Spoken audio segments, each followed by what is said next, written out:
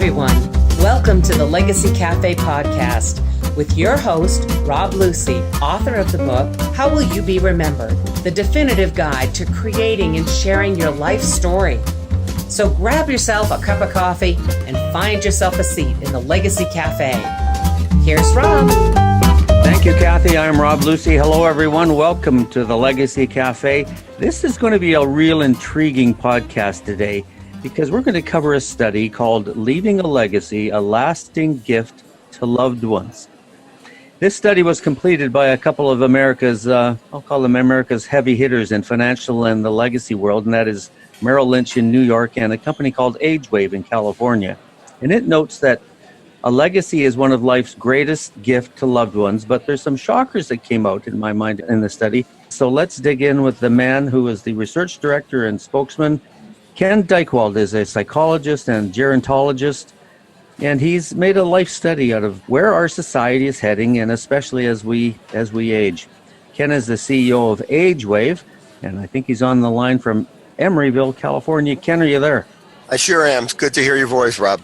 Thank you very much. Let's fly the helicopter up. What was the reason for this research and the people you talked to? How many did you talk to? But what was the goal?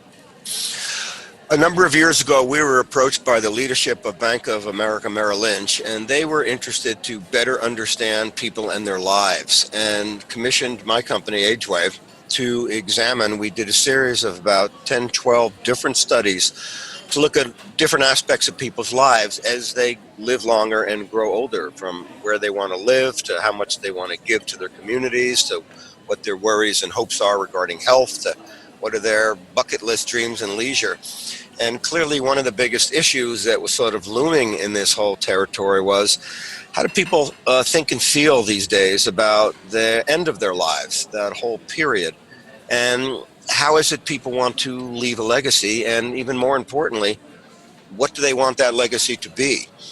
And so all in these studies, we surveyed over 50,000 people. This particular study was 3,000 people. A representative sample in the U.S. I apologize, we didn't have a Canadian sample, but my guess is there's a lot of similarities. And we heavily loaded the sample to have people over the age of 55. So we got a chance to kind of go down into people's hearts and minds and souls a little bit to see what they were worried about, what they felt, what they were hopeful about regarding this chapter in their life. You've made your life's work has been in this field. What were the shockers that in this one? Let me tell you what the biggest shockers to me were. First of all, when we asked people, what matters in life? Overwhelmingly, I mean, it wasn't even close. People did not say it was being famous or how many Instagram followers I have or even my career. People said what matters in life are the people I love and the people who love me. And what I've got of greatest value are the memories I've shared with these people. And they really relegated real estate and money and such to a lower rung.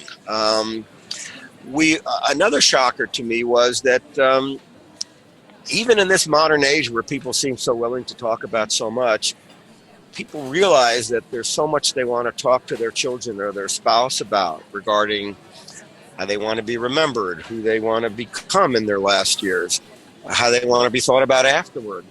A huge amount of people do not have these conversations. There's something sensitive and a little uncomfortable about the whole thing.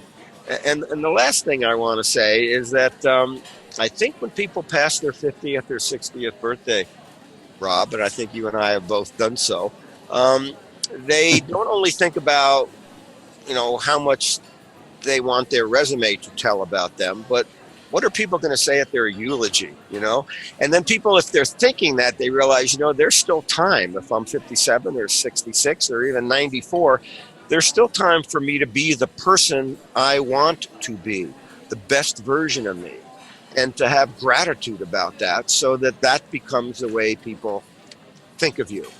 You can decide to take up an encore career. You can be kinder to your loved ones. You can give away your money, whatever you might have. You can build a church.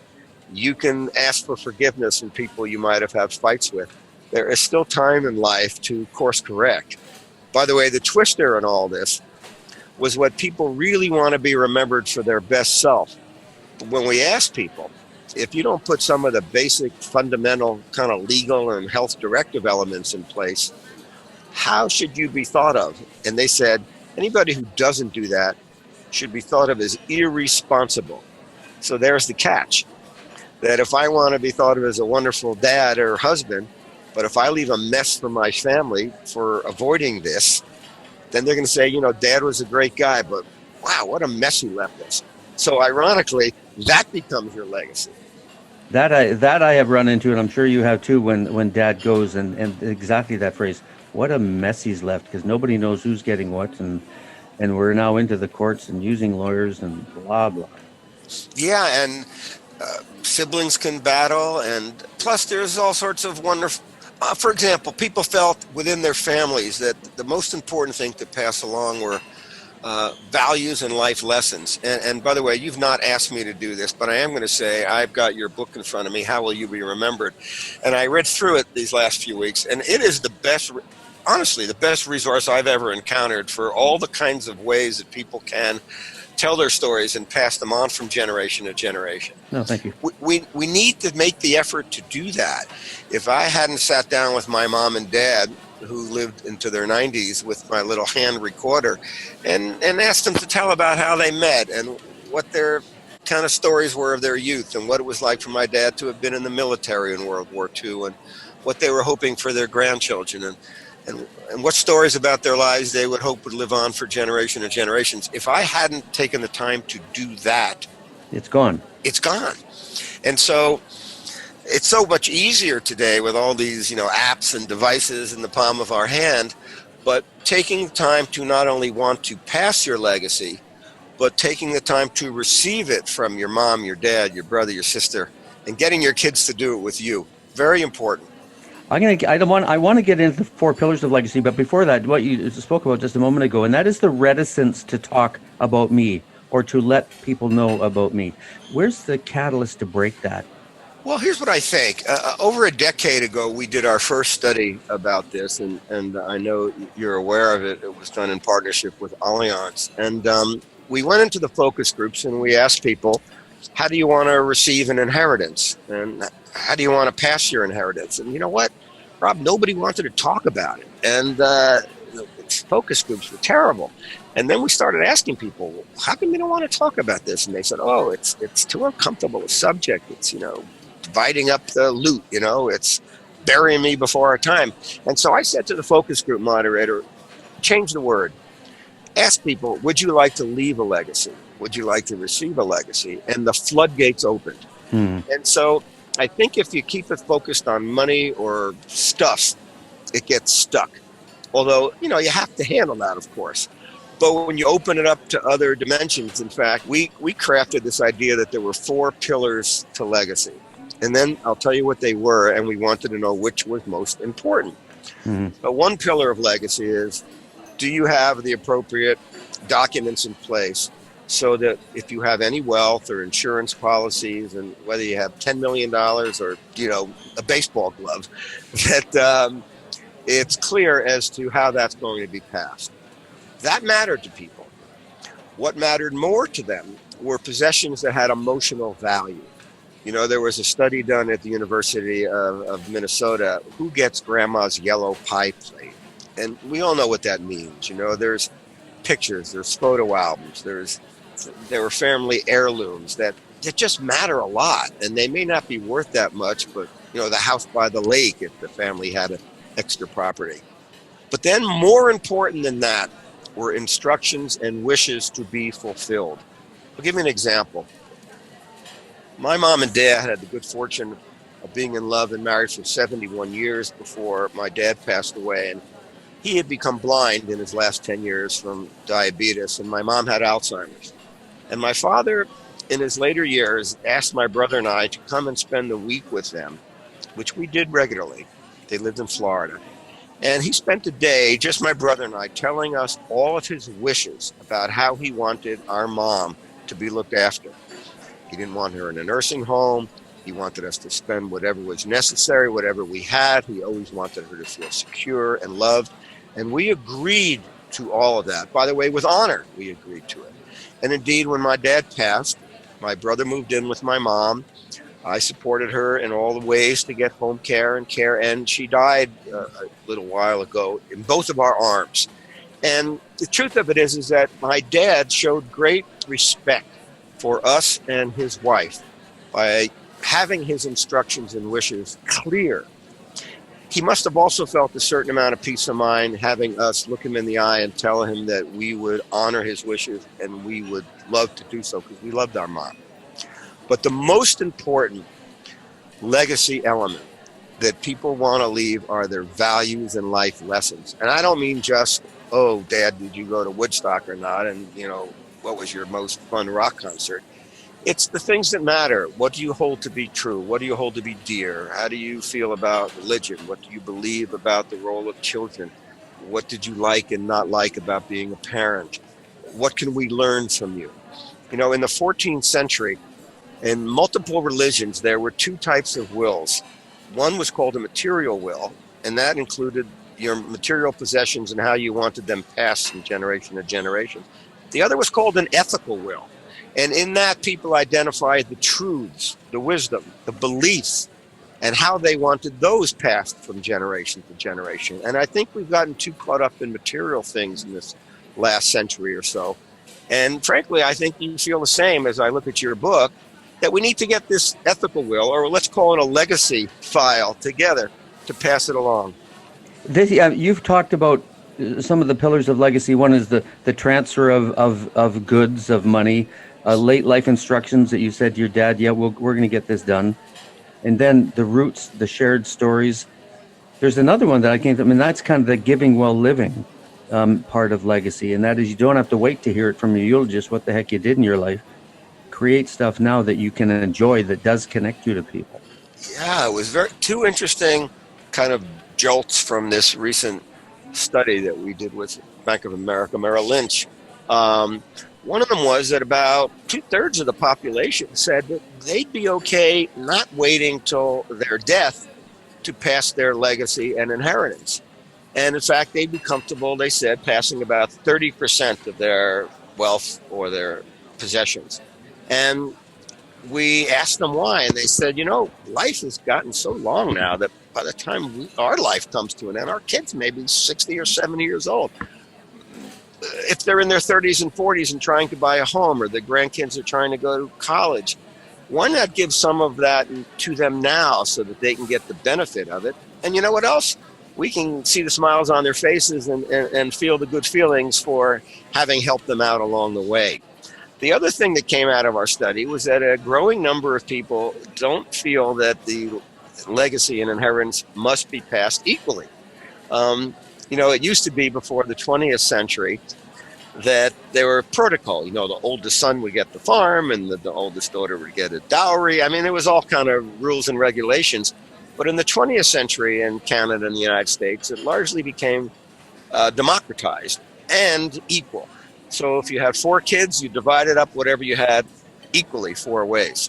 What we saw in this study is that parents said that if one of their children looks after them and cares for them in their later years and makes sacrifices in so doing, then maybe they should receive more. And a child that has been less involved, less interested, less supportive, maybe should receive less. And I have a hunch that's a trend that's going to continue. I'm going to hope that people listening to us will take a look at these 4 pillars of legacy, and I've got an idea of it, but I'll leave that for a second. One thing I'm going to ask, you started these studies 10, 15 years ago, and I remember then it was back then that the surprising thing for me was that it kind of highlighted that the boomers didn't want the dough. We're not worried about the dough and the stuff. We want the stories. We want to know where we came from. They want to feel connected to, I guess, their parents and their grandparents. Well, let me clarify. It's not as though people don't want the wealth or the house or the savings account. They do, but they view it to be not as important as these more kind of spiritual and emotional and kind of special exchanges. I'll give you one example. When my mom passed away 2 years ago, we were clearing out her closet. And the last few years of my dad's life, he'd been kind of a grumpy guy. He was not happy with being blind and not happy with my mom being cognitively impaired. And that's the way my kids knew him, that Grandpa was a good guy, but a grumpy guy. But when my mom passed away, we cleared out her closet. And what did my kids find in her closet but a box? And in the box, there were hundreds and hundreds and hundreds of little pieces of paper, every one of them a love note from my dad, that he must have ripped off the side of an envelope or a piece of a sheet of paper and put it on her car or on her pillow. And she saved them. And these were from an entire lifetime. And so my kids came away thinking, wow, Grandpa, he was in love with Grandma. That was a love story. What a guy. And so interestingly, what they'll always remember about my dad, their grandfather, was not his house or if they received a little bit of money when he died, but his love notes. And I think that we all have stories like that.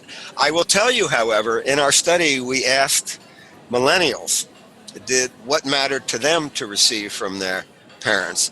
And they said they wanted honest communication.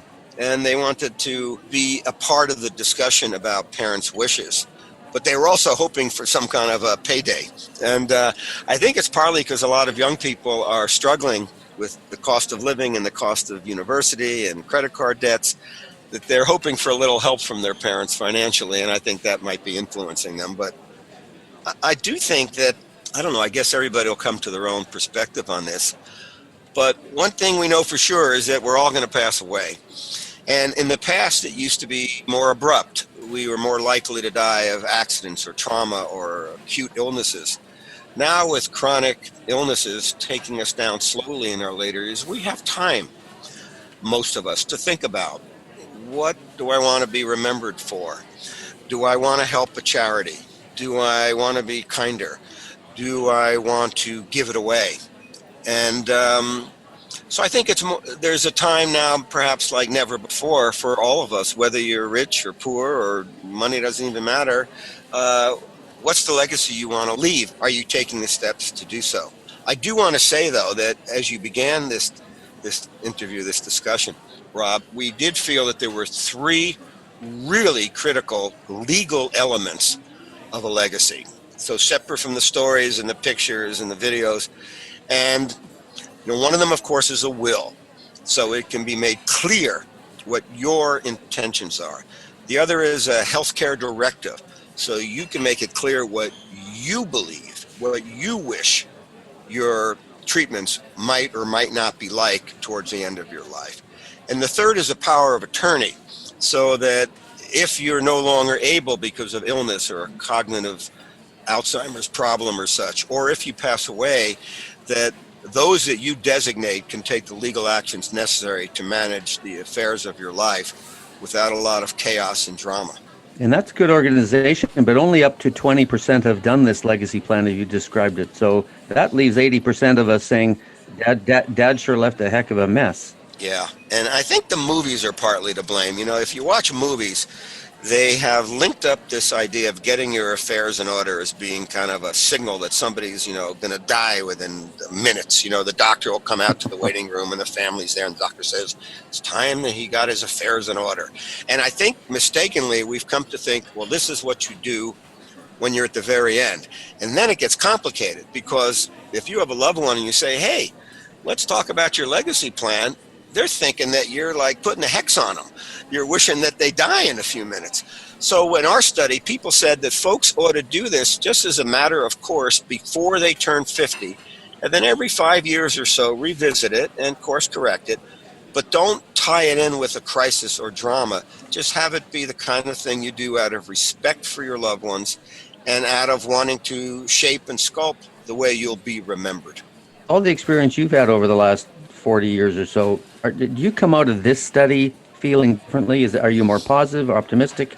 Are you encouraged? Are you kind of saying, oh, gee, guys, come on, let's get it together here? I mean, are we going down a rabbit hole or are we heading up to the top of the mountain?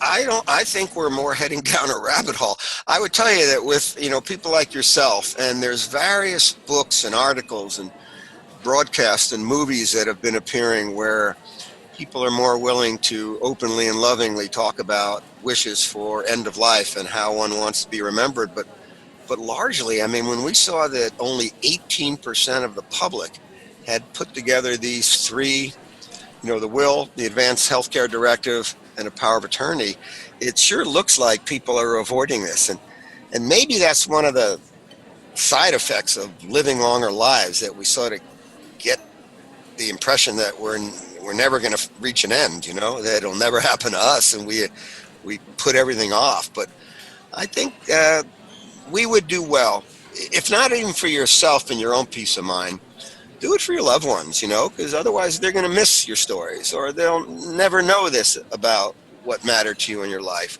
By the way, that's one other hook, that in this modern age, if people don't leave a mechanism for someone to get access to their accounts, now that so much is online and digital, you don't have a password to somebody's Facebook account, you can't close it down. Or, if somebody hid away there where all their policies are and it's password protected, and they've never put together a way for someone else to get access to that through a power of attorney or something, that's a new problem in this modern age. That it used to be families would have a lockbox at the bank, or in the cookie jar they'd keep their information, or some such place. Now a lot of people can spend weeks or months or even years trying to sort their way through somebody's business, and that can be really, really difficult. Yep. In my public talks, I talk about the joy of knowing that your descendants 20, 30, or 50, 200, 900 years from now, it'd be a great deal of joy for them to say, hey, that's great uncle or grandpa Ken, and his blood flows in us, so we got to do it today. I mean, people are doing their DNA tests, and we're getting some statistics back, but we're not getting the stories of our ancestors. We have the power here through digital technology to send our stories down, so that that we can feel good that we are leaving them a sense of who we were and what we did. Rob, you just triggered two other thoughts in my head. One of them practical, and the other a little more playful. The practical one, in the next few years, I think there's going to be breakthroughs in medical science, particularly genomics, where we're going to have precision medicine. So you will be getting, whether it's a fitness regime or a pharmaceutical or nutritions that are geared to your specific makeup to help you be optimally healthy. Well, a key part of that is knowing your parents' medical and genetic history. That's theirs. That's private information. Unless they make it available to you when they pass or when you want it, you can't ever get your hands on it. And so medical data is going to be a part of legacy transference as well. The other one is an idea that I thought of in doing this study. I was the family sort of videographer when our kids were growing up. So at their swim meets and their dances and my son's basketball games and such, I took, hundreds of videos over the course of their lives. But they were in boxes and reels and in drawers. And while we were working on the study, I thought, let me help them out. So I found a local place, they're everywhere now, where they took all of those videos and digitized them. And then we put a platform together that's based in the cloud, so that my kids, and maybe one day their kids, and maybe one day their kids, can always see those videos of our family. So rather than keeping them on reels in boxes, I took a little bit of an effort to create something that I hope one day my kids will laugh and play and see those videos and crack up and say, boy, I'm so glad Dad did that. And so there are all those things we can think of when we think of how do we pass the baton. Let me tell you about a personal experience I had about a little over a year ago. My wife and I and our kids are 28 and 31, so they're not little guys, and we don't get to see them that often, but we decided to take one of these safaris to Africa that people rave about. And I have to say it was fantastic. And, partly what was amazing was you get to see, what the world is like before every human started putting their things and stuff on it. And one of the things that struck me in the week we were in the savannah, we were in Kenya, was how you saw little baby animals everywhere. You'd see herd elephants and there'd be little baby elephants. And you'd see lions and there'd be little baby lions. And you'd see birds and little baby birds. And that was pretty beautiful. But then you'd also see dead animals everywhere. And nobody was making a big deal. It was like, the hippo died and it was dead. And that was that. And I thought, wow, it's as natural as life, that there are births and there are deaths. And neither one of them is bizarre or should be railed against. They're both a part of the cycle. And it really got me thinking about how I realized that we can be frightened of death. Some people are. We can be frightened of dying. I think many of us are. Or we can be frightened of having somebody we love either be dying or pass away. And it's a complicated thing, but boy, out in nature, it was far less complicated. And it was a good lesson for me and our kids and our family to talk about it and to see the way those little babies were a part of the same kind of wheel of life as the elder that had passed away. So my mom lived to her 93rd year. And in fact, we had a birthday for her on her 93rd birthday. My wife, my brother, my kids, brother's girlfriend, and it was beautiful. And my mom had dementia, but she sort of realized what was going on, and she loved it and blew out her candles and smiled, and we all told her how much we loved her. And then I didn't leave because I got the feeling sometime in the coming weeks she was reaching the end of her days. And over the last week of her life, my brother and I held her. We had hospice there at her home. And my mom didn't speak much towards the end, but I asked her, I had a time with her by myself, and I said, Mom, look back over your life. Which part of your life was the best part of your life? She closed her eyes, and I thought she just was sort of off in a fog, but she wasn't. She was thinking. About a half an hour later, I was sitting there right by her bed, very close to her face. She opened her eyes and looked at me, and she said, every part of my life was the best part of my life. Mm. And that's the last thing she said. The next day, my brother and I were both holding her, and she passed. And after she died, people said to me, oh, how sad that your mom died. And I said, God, it wasn't really sad at all. I mean, I miss her. That's sad. But her passing was beautiful. And she was a beautiful woman.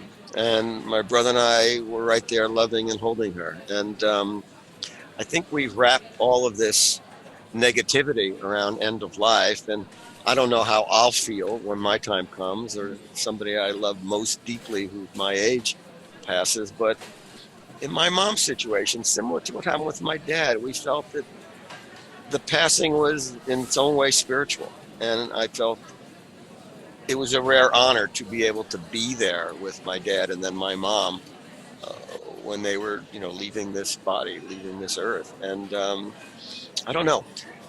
Where people are inclined to want to talk to you about how sad and terrible it was. And in my case, at least with both my parents, there was a beauty to it. For the people listening to us, what do we think what's the next step they should take?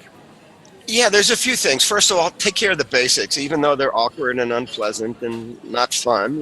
Get your will handled, put your advanced health care directives in place, and also identify and get a little help with putting together a power of attorney. You just have to do those. I mean, that's the basics. That's like putting on your seatbelt and, and securing your kids in their seat in the back of the car.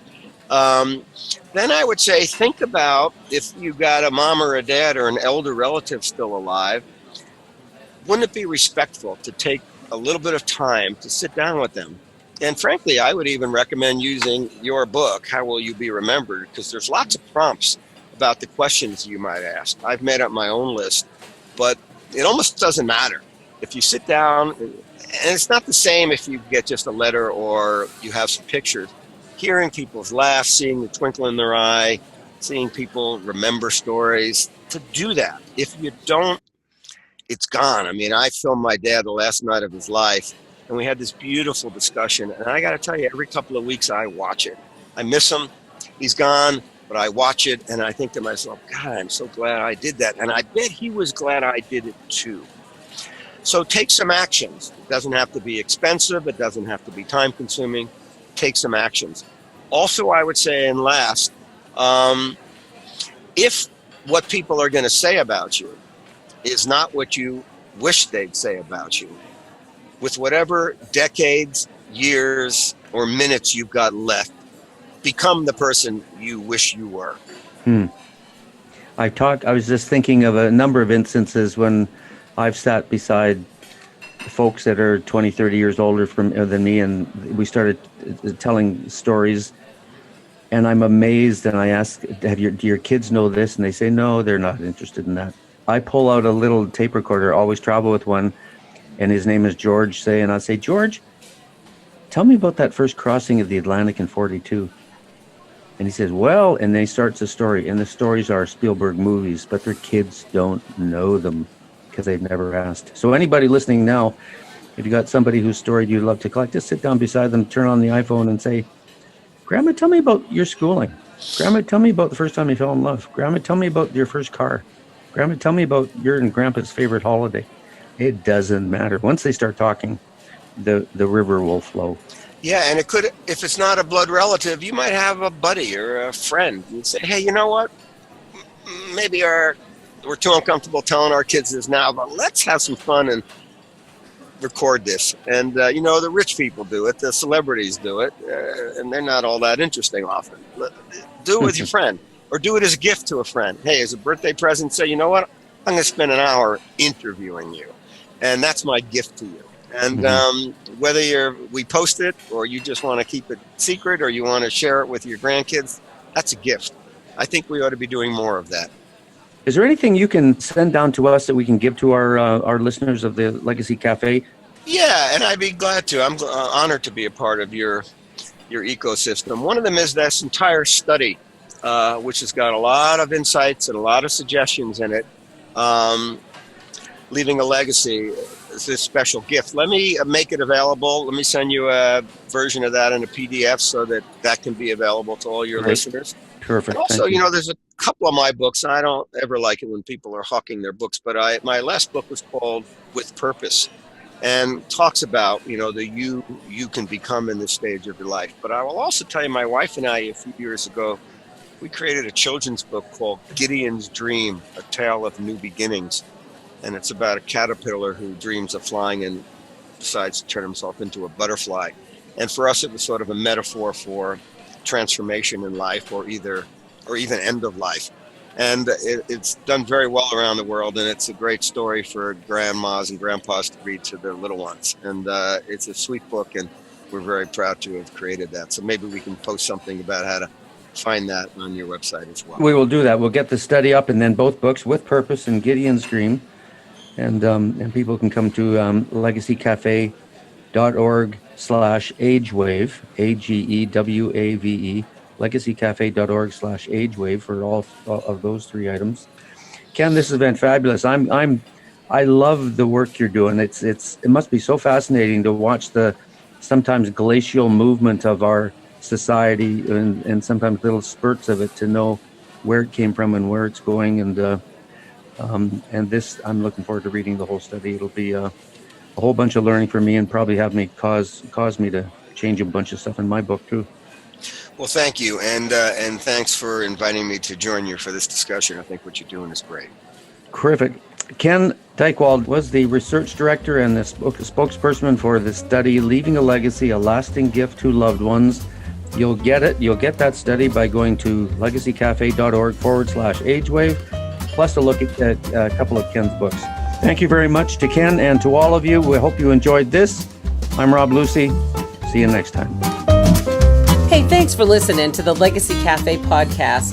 We have lots of great conversations coming your way. And by the way, if you want us to send you reminders that a new podcast is ready for you, go to legacycafe.org to subscribe. That's legacycafe.org. Have a great day, and remember, the coffee and conversations are always hot at the Legacy Café.